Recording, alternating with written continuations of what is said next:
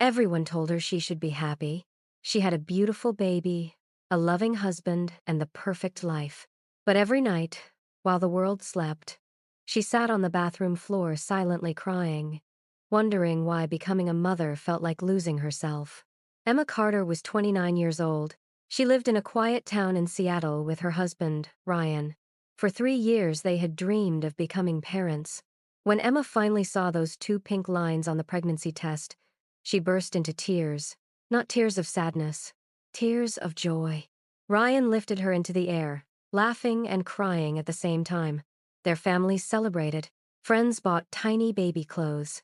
Emma decorated the nursery with soft yellow stars and little clouds painted on the wall. Everything looked perfect, but behind the smiles, Emma was terrified. She constantly worried. Will I be a good mother? What if something goes wrong? What if I can't do this? People dismissed her fears. You're overthinking. All mothers feel nervous.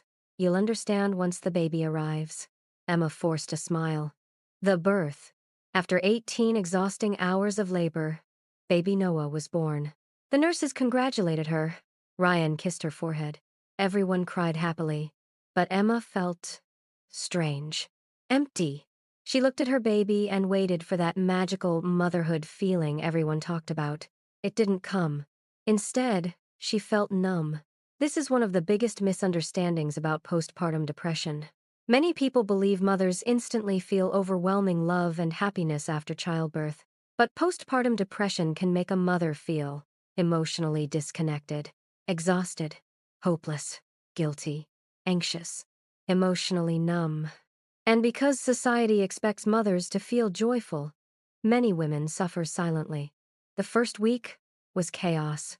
Noah cried constantly at night. Emma barely slept. Her body ached. She struggled to breastfeed. Visitors kept arriving with flowers and cameras. Everyone asked the same question. Are you the happiest woman in the world?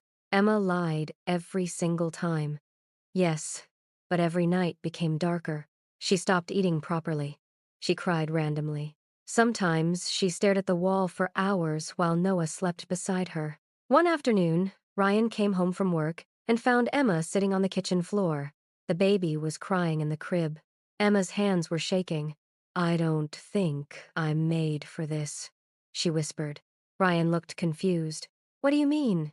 You're doing great. But she wasn't, and deep down, she knew it. Weeks passed.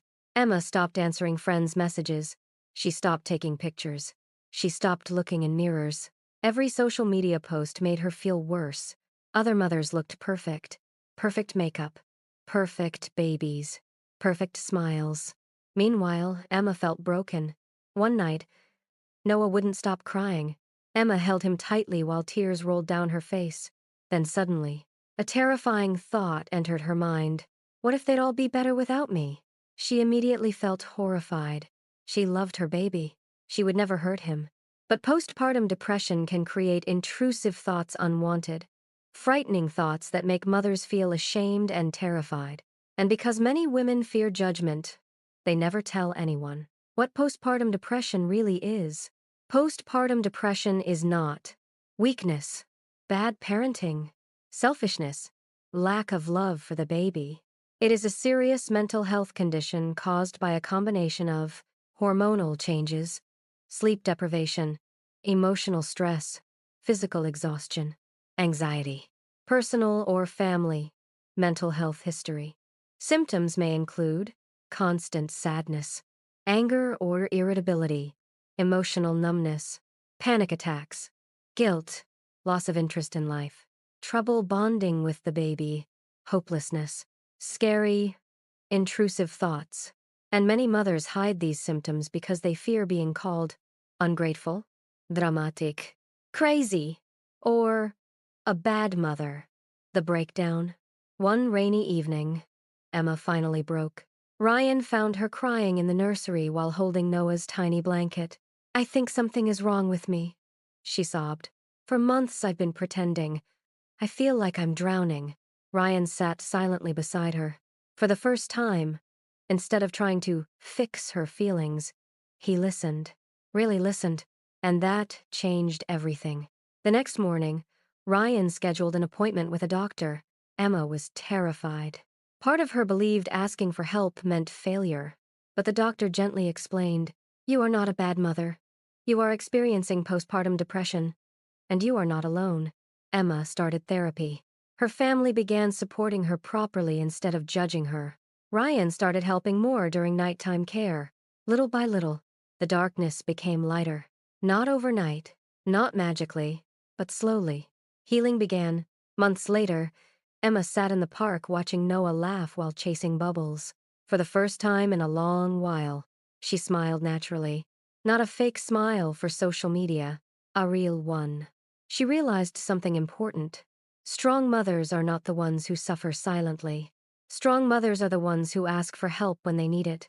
Postpartum depression is real, and millions of mothers experience it silently every year. So if someone around you becomes distant, emotional, exhausted, or different after childbirth, don't judge them. Listen to them. Support them. Because sometimes the strongest people are fighting battles nobody can see. And if you are personally struggling, please remember, you are not weak, you are not failing, and you do not have to fight alone. Behind many smiling mothers is a silent battle nobody talks about. Let's normalize supporting mothers, not only during pregnancy, but after childbirth too.